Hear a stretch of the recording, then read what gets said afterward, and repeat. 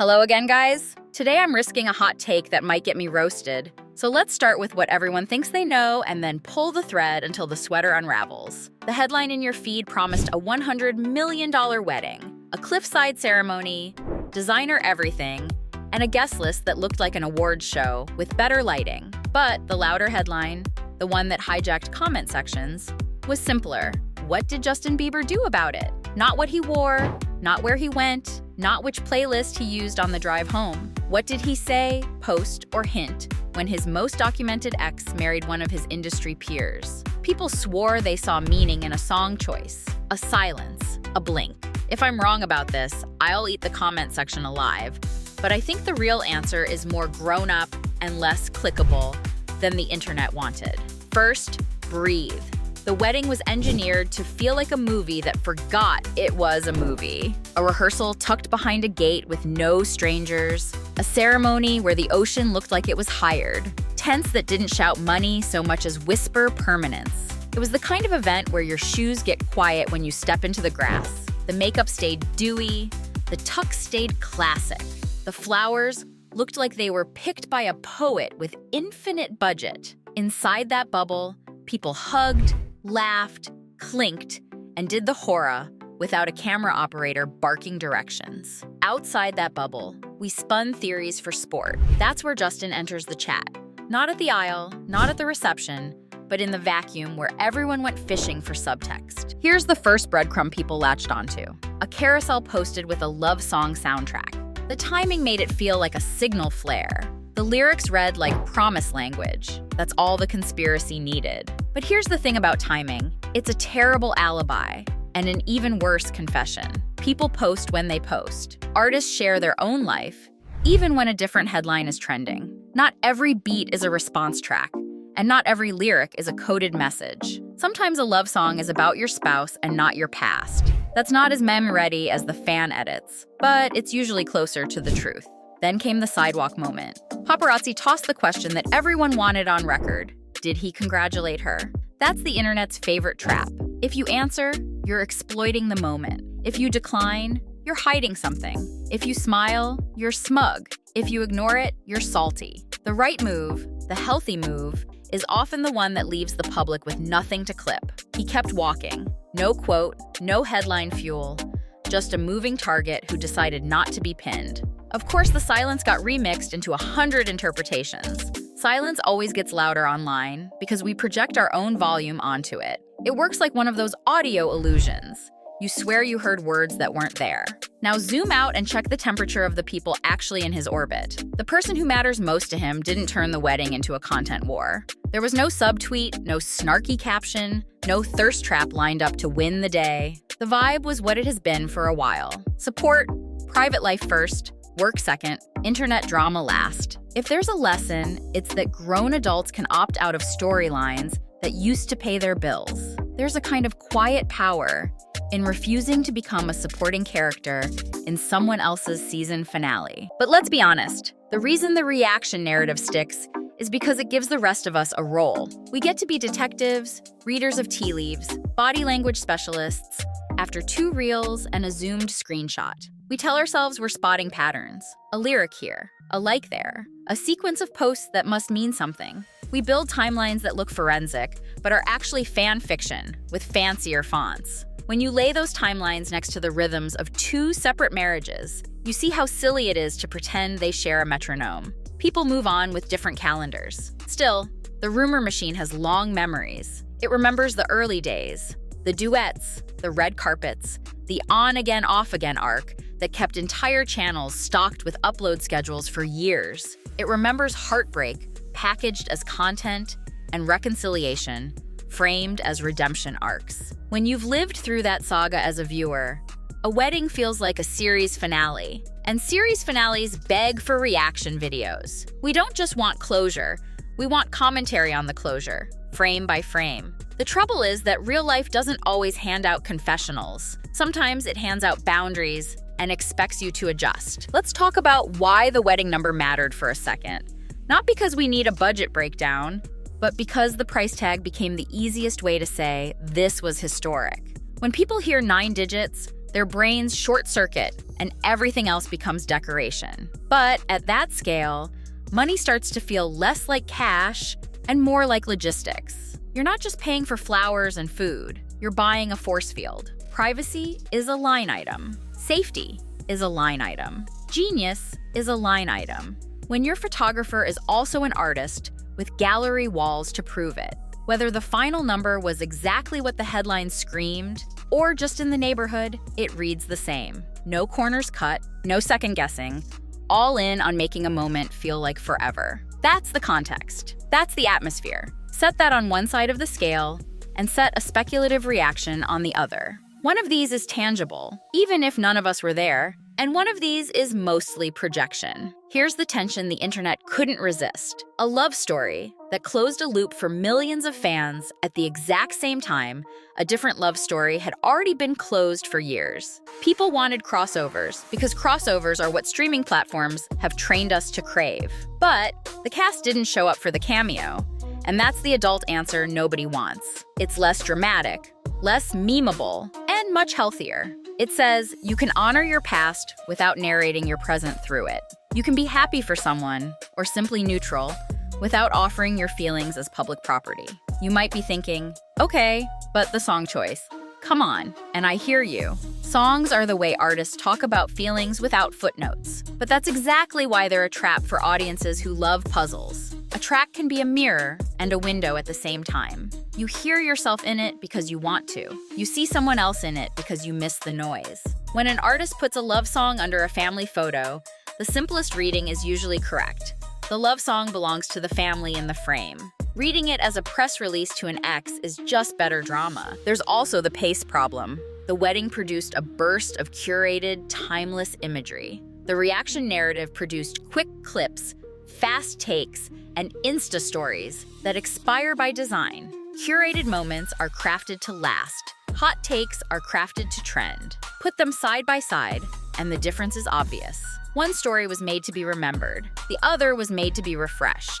Memory and refreshment don't play by the same rules. That mismatch is part of why we keep relitigating this. One side keeps giving us something evergreen, and the other side keeps giving us an empty slot where we hope a quote appears.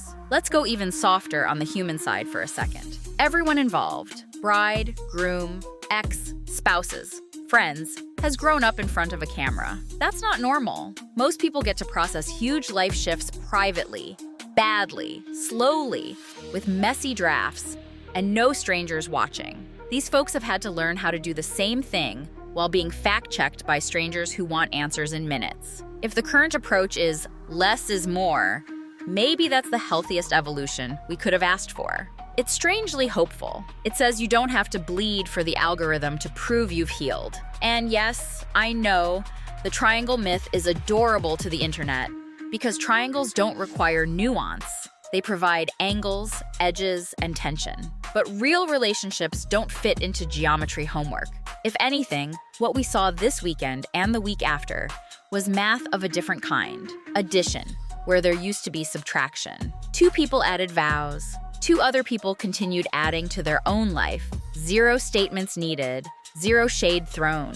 That's not boring. It's maturity. And maturity always looks boring next to drama until you need it in your own life. There's another layer here that matters for the culture we've built around celebrity. We've trained ourselves to think that if something isn't said online, it didn't happen. That belief feeds the most chaotic parts of fandom. It creates a marketplace where rumors feel like receipts because they come with graphics and watermarks. But absence of a post isn't absence of reality. It's just the absence of performance. Maybe a message was sent privately. Maybe it wasn't. Either way, the decision not to display the contents of your heart on command is not evidence of malice. It's evidence of priorities. So what did Justin really do? Here's my read, and you can flame me if you want. He chose his lane and stayed in it. He honored his own marriage publicly, the way he usually does. He did not let the internet write his lines. He left a question unanswered because the question didn't deserve an answer from a sidewalk. And then he carried on living. If you think about it, that's the most self-respecting response available. It says, I don't owe you a reality show monologue. I owe my family steadiness. That's not a clapback, that's a grown-up boundary. But if we're talking about the craft of narrative, This entire moment is a masterclass in how silence and timing create a story without a single line of dialogue. The wedding's visuals were all promise and permanence. The ex's lack of a statement was all restraint and resolve. Together, they formed a two-part lesson we rarely get online. One about celebrating love, another about protecting it. The public always wants the third act where someone breaks the silence. The adults in the room quietly declined the invitation. Of course, there were still sparks in the culture. Fan edits raced each other to 1 million views. Think pieces recycled the same 3 clues under different thumbnails. Some accounts went full CSI on captions and cropped frames, like there might be Morse code hidden in ring shine. That's all part of the fun, and I'm not pretending I don't enjoy the spectacle. But if you're here for truth instead of dopamine, look at patterns over time.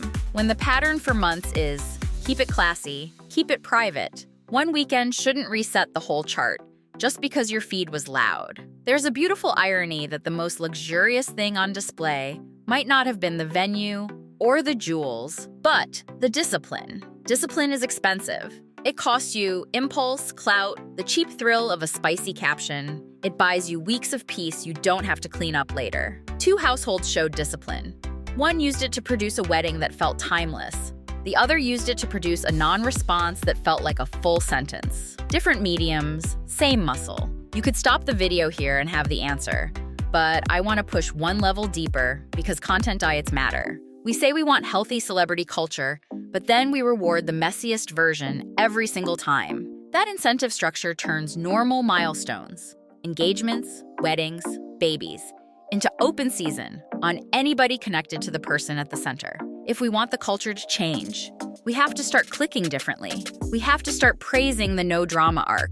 We have to let a boundary be a flex. Now, if you're still convinced there's a secret message to decode, ask what the message would even accomplish. Congratulations?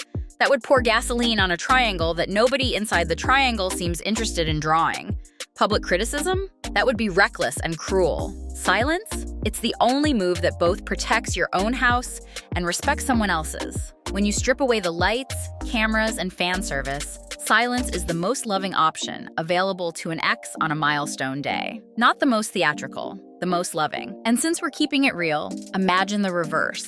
Imagine you're married, you love your person, and the internet wants you to platform your reaction to your former partner's vows. If you post a heartfelt congrats, a chunk of the audience will call it fake. If you post nothing, another chunk will call it bitter. If you post your own love content, they'll scream shade. The only win condition is choosing not to play. That's the wisdom hiding in plain sight. This doesn't mean people aren't allowed nostalgia. Nostalgia is human. You can remember the songs and still root for the present tense. You can keep a soft spot for a story that shaped your teenage years without demanding that the adults reenact the old finale for your closure now. That's the upgrade we're being offered. Mature fandom that leaves room for real people to be real people. As for that $100 million number looping through every headline, there's a reason it magnetizes attention. We rarely get permission to see love treated as an art form with no budget ceiling. We recognize ambition and craft when we see it. It's intoxicating. But the number will fade. The photos will live longer than the price tag. Because what we remember isn't the invoice, it's the feeling. In a weird way, the same principle applies to the reaction. The lack of one will fade too. What sticks is the steadiness of 2 marriages deciding, in different ways, to be about themselves. So here's my verdict after pulling every thread. The breadcrumbs don't match the headlines because the headlines were designed to feed on breadcrumbs. A love song and a post about your own partner is not an SOS. A non-answer to a pap-trap is not a secret message. A weekend of private joy is not a public referendum on the past. What happened is beautifully undramatic. One couple tied their lives together on purpose. Another couple kept living on purpose. No crossfire, no coded notes, no third act twist. Just adults, choosing their lanes, staying there, and letting the internet exhaust itself without them. And I get it. No meltdown won't trend like a scandal. He chose silence won't move watch time like a fight. But this channel isn't here to gaslight you for clicks. It's here to tell you what the receipts actually say.